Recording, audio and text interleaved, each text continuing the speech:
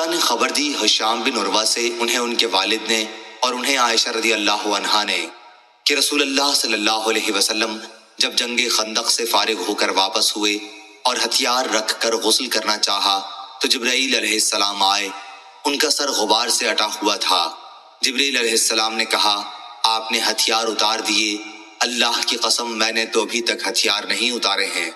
آپ صلی اللہ علیہ وسلم نے دریافت فرمایا، تو پھر اب کہاں کا ارادہ ہے؟ انہوں نے فرمایا ادھر، اور بنی قریظہ کی طرف اشارہ کیا۔ عائشہ رضی اللہ عنہا نے بیان کیا کہ پھر رسول اللہ صلی اللہ علیہ وسلم نے بنو قریظہ کے خلاف لشکر کشی کی۔ صحیح بخاری حدیث نمبر 2813۔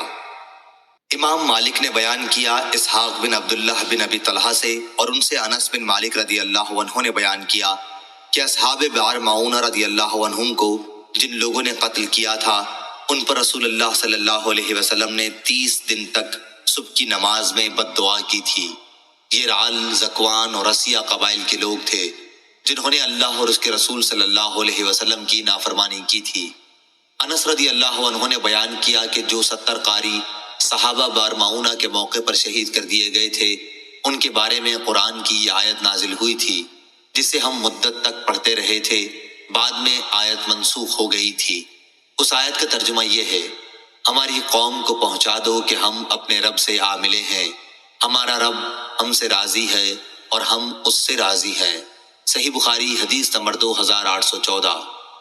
سفیان نے بیان کیا عمروں سے، انہوں نے جابر بن عبداللہ رضی اللہ عنہ سے سنا، آپ بیان کرتے تھے کہ کچھ صحابہ نے جنگ احد کے دن صبح کے وقت شراب پی، ابھی تک شراب حرام نہیں ہوئی تھی، پھر وہ شہید ہو گئے۔ سفیان رحمہ اللہ راوی حدیث سے پوچھا گیا، کیا اسی دن کے آخری حصے میں ان کی شہادت ہوئی تھی جس دن انہوں نے شراب پی تھی؟ تو انہوں نے جواب دیا کہ حدیث میں اس کا کوئی ذکر نہیں ہے۔ صحیح بخاری حدیث نمبر 2815۔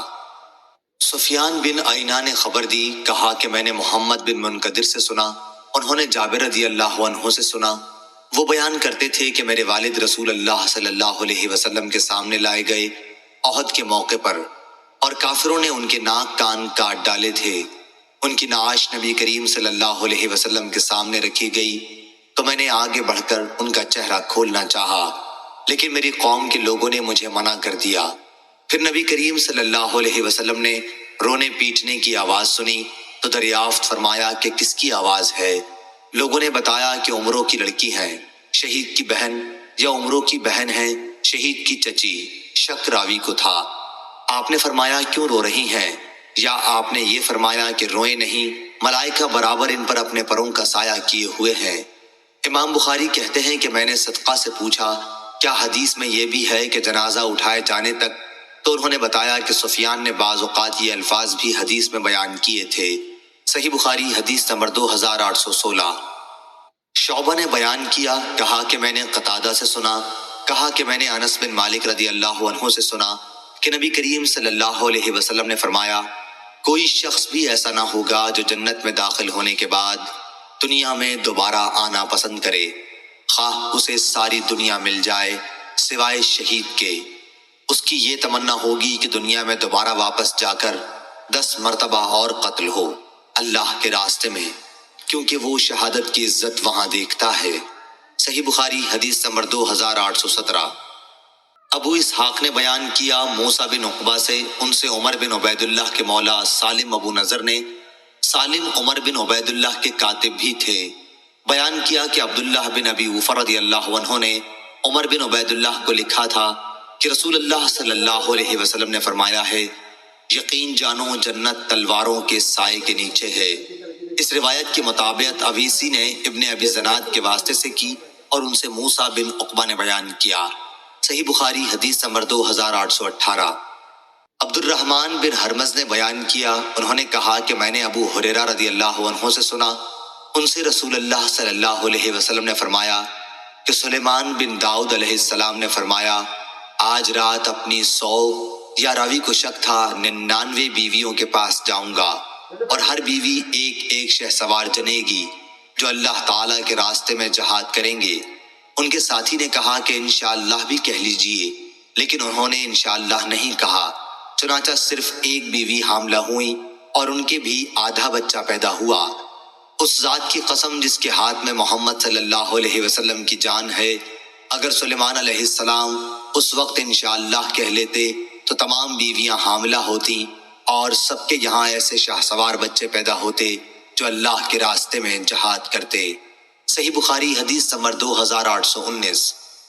حماد بن زید نے بیان کیا ثابت بنانی سے اور ان سے انس بن مالک رضی اللہ عنہ نے کہ نبی کریم صلی اللہ علیہ وسلم سب سے زیادہ حسین، خوبصورت، سب سے زیادہ بہادر اور سب سے زیادہ فیاض تھے۔ مدینہ طیبہ کے تمام لوگ ایک رات خوفزدہ تھے، آواز سنائی دی تھی اور سب لوگ اس کی طرف بڑھ رہے تھے، لیکن نبی کریم صلی اللہ علیہ وسلم اس وقت ایک گھوڑے پر سوار سب سے آگے تھے۔ جب واپس ہوئے تو فرمایا، اس گھوڑے کو دوڑنے میں ہم نے سمندر پایا۔ صحیح بخاری حدیث نمبر 2820۔ جبیر بن مطعم رضی اللہ عنہ نے خبر دی کہ وہ رسول اللہ صلی اللہ علیہ وسلم کے ساتھ چل رہے تھے، آپ کے ساتھ اور بہت سے صحابہ بھی تھے۔ وادی حنین سے واپس تشریف لا رہے تھے کہ کچھ بدو لوگ آپ کو لپٹ گئے۔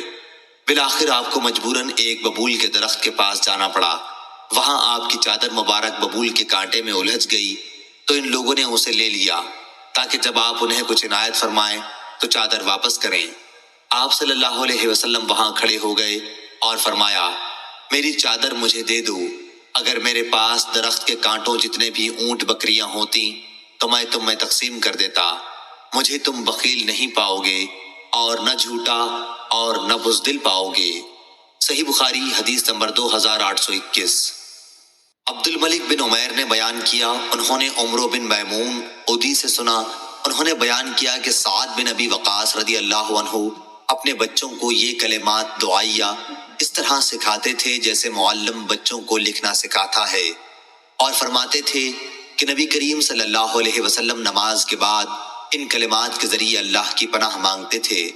دعا کا ترجمہ یہ ہے، اے اللہ، بزدلی سے میں تیری پناہ مانگتا ہوں کہ عمر کے سب سے ذلیل حصے میں پہنچا دیا جاؤں، اور تیری پناہ مانگتا ہوں میں دنیا کے فتنوں سے، اور تیری پناہ مانگتا ہوں قبر کے عذاب سے۔ پھر میں نے یہ حدیث جب مصعب بن سعد سے بیان کی تو انہوں نے بھی اس کی تصدیق کی۔ صحیح بخاری حدیث نمبر 2822۔ معتمر نے بیان کیا کہ میں نے اپنے والد سے سنا، انہوں نے بیان کیا کہ میں نے انس بن مالک رضی اللہ عنہ سے سنا، انہوں نے بیان کیا کہ رسول اللہ صلی اللہ علیہ وسلم فرمایا کرتے تھے، اے اللہ، میں تیری پناہ مانگتا ہوں عاجزی اور سستی سے، بزدلی اور بڑھاپے کی ذلیل حدود میں پہنچ جانے سے، اور میں تیری پناہ مانگتا ہوں زندگی اور موت کے فتنوں سے، اور میں تیری پناہ مانگتا ہوں قبر کے عذاب سے۔ صحیح بخاری حدیث نمبر 2823۔ حاتم نے بیان کیا محمد بن یوسف سے، ان سے صائب بن یزید رضی اللہ عنہ نے بیان کیا کہ میں طلحہ بن عبید اللہ، سعد بن ابی وقاص، مقداد بن اسود اور عبد الرحمن بن عوف رضی اللہ عنہم کی صحبت میں بیٹھا ہوں، لیکن میں نے کسی کو رسول اللہ صلی اللہ علیہ وسلم کی حدیث بیان کرتے نہیں سنا، البتہ طلحہ رضی اللہ عنہ سے سنا کہ وہ احد کی جنگ کے متعلق بیان کیا کرتے تھے۔ صحیح بخاری حدیث نمبر 2824۔ منصور نے بیان کیا مجاہد سے، انہوں نے طاؤس سے اور انہوں نے ابن عباس رضی اللہ عنہ سے کہ نبی کریم صلی اللہ علیہ وسلم نے فتح مکہ کے دن فرمایا تھا، مکہ فتح ہونے کے بعد اب مکے سے مدینہ کے لیے ہجرت باقی نہیں ہے، لیکن خلوص نیت کے ساتھ جہاد اب بھی باقی ہے، اس لیے جب تمہیں جہاد کے لیے بلایا جائے تو نکل کھڑے ہو۔ صحیح بخاری حدیث نمبر 2825۔ امام مالک نے خبر دی ابو زناد سے، انہوں نے اعرج سے اور انہوں نے ابو ہریرہ رضی اللہ عنہ سے کہ رسول اللہ صلی اللہ علیہ وسلم نے فرمایا، قیامت کے دن اللہ تعالیٰ ایسے دو آدمیوں پر ہنس دے گا کہ ان میں سے ایک نے دوسرے کو قتل کیا تھا اور پھر بھی دونوں جنت میں داخل ہو گئے۔ پہلا وہ جس نے اللہ کے راستے میں جہاد کیا وہ شہید ہو گیا، اس کے بعد اللہ تعالیٰ نے قاتل کو توبہ کی توفیق دی اور وہ بھی اللہ کی راہ میں شہید ہوا، اس طرح دونوں قاتل و مقتول بالآخر جنت میں داخل ہو گئے۔ صحیح بخاری حدیث نمبر 2826۔ عنبسہ بن سعید نے خبر دی اور ان سے ابو ہریرہ رضی اللہ عنہ نے بیان کیا کہ میں جب رسول اللہ صلی اللہ علیہ وسلم کی خدمت میں حاضر ہوا تو آپ خیبر میں ٹھہرے ہوئے تھے اور خیبر فتح ہو چکا تھا، میں نے عرض کیا یا رسول اللہ صلی اللہ علیہ وسلم، میرا بھی مال غنیمت میں حصہ لگائیے۔ سعید بن العاص کے ایک لڑکے ابان بن سعید رضی اللہ عنہ نے کہا، کیا رسول اللہ صلی اللہ علیہ وسلم ان کا حصہ نہ لگائیے؟ اس پر ابو ہریرہ رضی اللہ عنہ بولے کہ یہ شخص تو ابن قوقل نعمان بن مالک رضی اللہ عنہ کا قاتل ہے۔ ابان بن سعید رضی اللہ عنہ نے کہا، کتنی عجیب بات ہے کہ یہ جانور یعنی ابو ہریرہ ابھی تو پہاڑ کی چوٹی سے بکریاں چراتے چراتے یہاں آ گیا ہے اور ایک مسلمان کے قتل کا مجھ پر الزام لگاتا ہے۔ اس کو یہ خبر نہیں کہ جسے اللہ تعالیٰ نے میرے ہاتھوں سے شہادت عزت دی اور مجھے اس کے ہاتھوں سے ذلیل ہونے سے بچا لیا، اگر اس وقت میں مارا جاتا تو دوزخی ہوتا۔ انبسا نے بیان کیا کہ اب مجھے یہ نہیں معلوم کہ آپ نے ان کا بھی حصہ لگایا یا نہیں۔ سفیان نے بیان کیا، کہا کہ مجھ سے سعیدی نے اپنے دادا کے واسطے سے بیان کیا اور انہوں نے ابو ہریرہ رضی اللہ عنہ سے۔ ابو عبداللہ امام بخاری رحمہ اللہ نے کہا کہ سعیدی سے مراد عمرو بن یحییٰ بن سعید بن عمرو بن سعید بن عاص ہیں۔ صحیح بخاری حدیث نمبر 2827۔ شعبہ نے بیان کیا، کہا ہم سے ثابت بنانی نے کہا کہ میں نے انس بن مالک رضی اللہ عنہ سے سنا، انہوں نے بیان کیا کہ ابو طلحہ زید بن سہیل رضی اللہ عنہ رسول اللہ صلی اللہ علیہ وسلم کے زمانے میں جہادوں میں شرکت کے خیال سے نفلی روزے نہیں رکھتے تھے، لیکن آپ کی وفات کے بعد پھر میں نے انہیں عید الفطر اور عید الاضحیٰ کے سوا روزے کے بغیر نہیں دیکھا۔ صحیح بخاری حدیث نمبر 2828۔ امام مالک نے خبر دی، انہیں سمی نے، انہیں ابو صالح نے اور انہیں ابو ہریرہ رضی اللہ عنہ نے کہ نبی کریم صلی اللہ علیہ وسلم نے فرمایا، شہید 5 قسم کے ہوتے ہیں: طاعون میں ہلاک ہونے والا، پیٹ کی بیماری میں ہلاک ہونے والا، ڈوب کر مرنے والا، دب کر مر جانے والا اور اللہ کے راستے میں شہادت پانے والا۔ صحیح بخاری حدیث نمبر 2829۔ عاصم نے خبر دی حفصہ بنت سیرین سے اور انہوں نے انس بن مالک رضی اللہ عنہ سے کہ نبی کریم صلی اللہ علیہ وسلم نے فرمایا، طاعون کی موت ہر مسلمان کے لیے شہادت کا درجہ رکھتی ہے۔ صحیح بخاری حدیث نمبر 2830۔ شعبہ نے بیان کیا ابو اسحاق سے کہ میں نے براء بن عازب رضی اللہ عنہ سے سنا، آپ کہتے تھے کہ جب آیت لا یستوی القاعدون من المؤمنین نازل ہوئی تو رسول اللہ صلی اللہ علیہ وسلم نے زید بن ثابت رضی اللہ عنہ جو کاتب وحی تھے کو بلایا۔ آپ ایک چوڑی ہڈی ساتھ لے کر حاضر ہوئے اور اس آیت کو لکھا، اور ابن ام مکتوم نے جب اپنے نابینا ہونے کی شکایت کی تو آیت یوں نازل ہوئی، لا یستوی القاعدون من المؤمنین غیر اولی الضرر۔ صحیح بخاری حدیث نمبر 2831۔ صالح بن کیسان نے بیان کیا ابن شہاب سے، انہوں نے سہل بن سعد ظاہری رضی اللہ عنہ سے، انہوں نے بیان کیا کہ میں نے مروان بن حکم خلیفہ اور اس وقت کے امیر مدینہ کو مسجد نبوی میں بیٹھے ہوئے دیکھا تو ان کے قریب گیا اور پہلو میں بیٹھ گیا، اور پھر انہوں نے ہمیں خبر دی کہ زید بن ثابت انصاری رضی اللہ عنہ نے انہیں خبر دی تھی کہ رسول اللہ صلی اللہ علیہ وسلم نے ان سے آیت لکھائی، لا یستوی القاعدون من المؤمنین والمجاہدون فی سبیل اللہ۔ انہوں نے بیان کیا پھر عبداللہ بن ام مکتوم رضی اللہ عنہ آئے، آپ اس وقت مجھ سے آیت مذکورہ لکھوا رہے تھے۔ انہوں نے کہا، یا رسول اللہ صلی اللہ علیہ وسلم، اگر مجھ میں جہاد کی طاقت ہوتی تو میں بھی جہاد میں شریک ہوتا۔ وہ نابینا تھے۔ اس پر اللہ تبارک و تعالیٰ نے اپنے رسول صلی اللہ علیہ وسلم پر وحی نازل کی، اس وقت آپ کی ران میری ران پر تھی۔ میں نے آپ صلی اللہ علیہ وسلم پر وحی کی شدت کی وجہ سے آپ کی ران کا اتنا بوجھ محسوس کیا کہ مجھے ڈر ہو گیا کہ کہیں میری ران پھٹ نہ جائے۔ اس کے بعد وہ کیفیت آپ سے ختم ہو گئی اور اللہ عز و جل نے فقط غیر اولا ضرر نازل فرمائے۔ صحیح بخاری حدیث نمبر 2832۔ ابو اسحاق نے موسیٰ بن عقبہ سے بیان کیا، ان سے سالم بن ابی نضر نے کہ عبداللہ بن ابی اوفا رضی اللہ عنہ نے عمر بن عبید اللہ کو لکھا تو میں نے وہ تحریر پڑھی کہ رسول اللہ صلی اللہ علیہ وسلم نے فرمایا ہے، جب تمہاری کفار سے مٹ بھیڑ ہو تو صبر سے کام لو۔ صحیح بخاری حدیث نمبر 2833۔ حمید نے بیان کیا کہ میں نے انس رضی اللہ عنہ سے سنا، وہ بیان کرتے تھے کہ نبی کریم صلی اللہ علیہ وسلم غزوہ خندق کے شروع ہونے سے کچھ پہلے جب خندق کی کھدائی ہو رہی تھی، میدان خندق کی طرف تشریف لے گئے۔ آپ نے دیکھا کہ مہاجرین اور انصار رضوان اللہ علیہم اجمعین سردی کی سختی کے باوجود صبح ہی صبح خندق کھودنے میں مصروف ہیں۔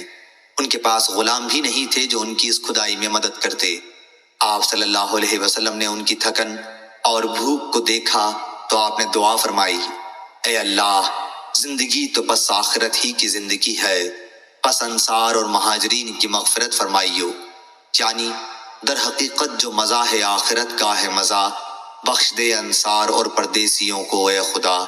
صحابہ رضی اللہ عنہ نے اس کے جواب میں کہا، ہم وہ ہیں جنہوں نے محمد کے ہاتھ پر اس وقت تک جہاد کرنے کا عہد کیا ہے جب تک ہماری جان میں جان ہے، یعنی اپنے پیغمبر محمد صلی اللہ علیہ وسلم سے یہ بیعت ہم نے کی، جب تلک ہے زندگی لڑتے رہیں گے ہم صدا۔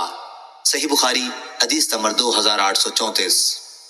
عبدالعزیز نے بیان کیا اور ان سے انس بن مالک رضی اللہ عنہ نے بیان کیا کہ جب تمام عرب کے مدینہ منورہ پر حملہ کا خطرہ ہوا تو مدینہ کے ارد گرد مہاجرین و انصار خندق کھودنے میں مشغول ہو گئے، مٹی اپنی پشت پر لاد لاد کر اٹھاتے اور یہ رجز پڑھتے جاتے، ہم وہ ہیں جنہوں نے محمد صلی اللہ علیہ وسلم کے ہاتھ پر اس وقت تک اسلام کے لیے بیعت کی ہے جب تک ہماری جان میں جان ہے۔ نبی کریم صلی اللہ علیہ وسلم ان کے پاس رجز کے جواب میں یہ دعا فرماتے، اے اللہ، آخرت کی خیر کے سوا اور کوئی خیر نہیں، بس آپ تو انصار اور مہاجرین کو برکت عطا فرمائیو۔ صحیح بخاری حدیث نمبر 2835۔ ابو الولید نے بیان کیا، کہا ہم سے شعبہ نے بیان کیا، ان سے ابو اسحاق نے، انہوں نے برا بن عازب رضی اللہ عنہ سے سنا کہ نبی کریم صلی اللہ علیہ وسلم خندق کھودتے ہوئے مٹی اٹھا رہے تھے اور فرما رہے تھے کہ اے اللہ، اگر تو نہ ہوتا تو ہمیں ہدایت نصیب نہ ہوتی، یعنی تو ہدایت گر نہ ہوتا تو نہ ملتی ہم کو راہ۔ صحیح بخاری حدیث نمبر 2836۔ شعبہ نے بیان کیا، ان سے ابو اسحاق نے اور ان سے برا بن عازب رضی اللہ عنہ نے بیان کیا کہ میں نے رسول اللہ صلی اللہ علیہ وسلم کو غزوہ احزاب خندق کے موقع پر دیکھا کہ آپ صلی اللہ علیہ وسلم مٹی خندق کھودنے کی وجہ سے جو نکلتی تھی خود دھو رہے تھے، مٹی سے آپ کے پیٹ کی سفیدی چھپ گئی تھی اور آپ یہ شعر کہہ رہے تھے، تو ہدایت گر نہ ہوتا تو کہاں ملتی نجات، کیسے پڑھتے ہم نمازیں کیسے دیتے ہم زکوٰۃ، اب اتار ہم پر تسلی اے شہ عالی صفات، پاؤں جموا دے ہمارے دے لڑائی میں ثبات، بے سبب ہم پر یہ کافر ظلم سے چڑھاتے ہیں، جب وہ بہکائیں ہمیں سنتے نہیں ہم ان کی بات۔ صحیح بخاری حدیث نمبر 2837۔ حمید نے بیان کیا اور ان سے انس بن مالک رضی اللہ عنہ نے بیان کیا کہ ہم نبی کریم صلی اللہ علیہ وسلم کے ساتھ غزوہ تبوک سے واپس ہوئے۔ صحیح بخاری حدیث نمبر 2838۔ حماد نے بیان کیا، یہ زید کے بیٹے ہیں، ان سے حمید نے اور ان سے انس بن مالک رضی اللہ عنہ نے کہ نبی کریم صلی اللہ علیہ وسلم ایک غزوہ تبوک پر تھے تو آپ نے فرمایا کہ کچھ لوگ مدینے میں ہمارے پیچھے رہ گئے ہیں، لیکن ہم کسی بھی گھاٹی یا وادی میں جہاد کے لیے چلیں وہ ثواب میں ہمارے ساتھ ہیں کہ وہ صرف عذر کی وجہ سے ہمارے ساتھ نہیں آ سکے۔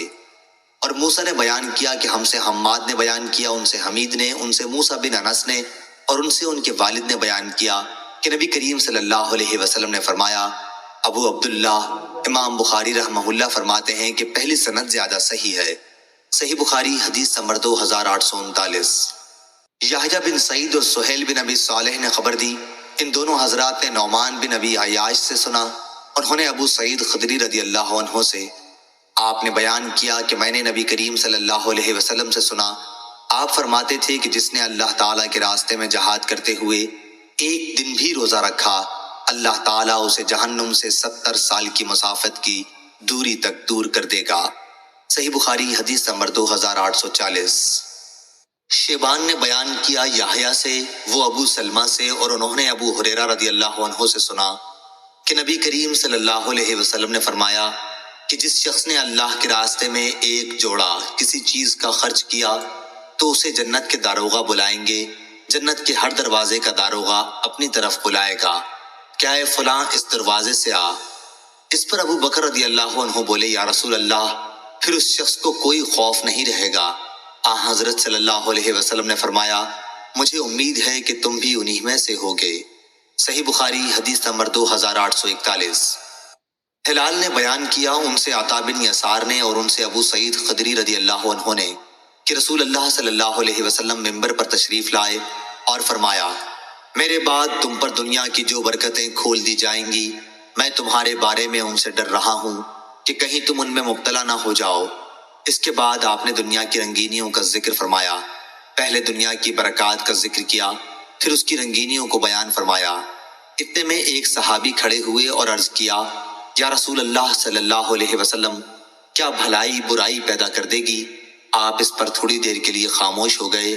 ہم نے سمجھا کہ آپ صلی اللہ علیہ وسلم پر وحی نازل ہو رہی ہے۔ سب لوگ خاموش ہو گئے جیسے ان کے سروں پر پرندے ہوں۔ اس کے بعد آپ نے چہرے مبارک سے پسینہ صاف کیا اور دریافت فرمایا، سوال کرنے والا کہاں ہے؟ کیا یہ بھی مال اور دنیا کی برکات خیر ہے؟ 3 مرتبہ آپ نے یہی جملہ دہرایا، پھر فرمایا، دیکھو بہار کے موسم میں جب ہری گھاس پیدا ہوتی ہے، وہ جانور کو مار ڈالتی ہے یا مرنے کے قریب کر دیتی ہے، مگر وہ جانور بچ جاتا ہے جو ہری ہری دوب چرتا ہے، کوکھیں بھرتے ہی سورج کے سامنے جا کھڑا ہوتا ہے، لید گوبر پیشاب کرتا ہے، پھر اس کے ہضم ہو جانے کے بعد اور چرتا ہے۔ اسی طرح یہ مال بھی ہرا بھرا اور شیریں ہے، اور مسلمان کا وہ مال کتنا عمدہ ہے جسے اس نے حلال طریقوں سے جمع کیا ہو، اور پھر اسے اللہ کے راستے میں جہاد کے لیے، یتیموں کے لیے اور مسکینوں کے لیے وقف کر دیا ہو۔ لیکن جو شخص ناجائز طریقوں سے جمع کرتا ہے تو وہ ایک ایسا کھانے والا ہے جو کبھی آسودہ نہیں ہوتا، اور وہ مال قیامت کے دن اس کے خلاف گواہ بن کر آئے گا۔ صحیح بخاری حدیث نمبر 2842۔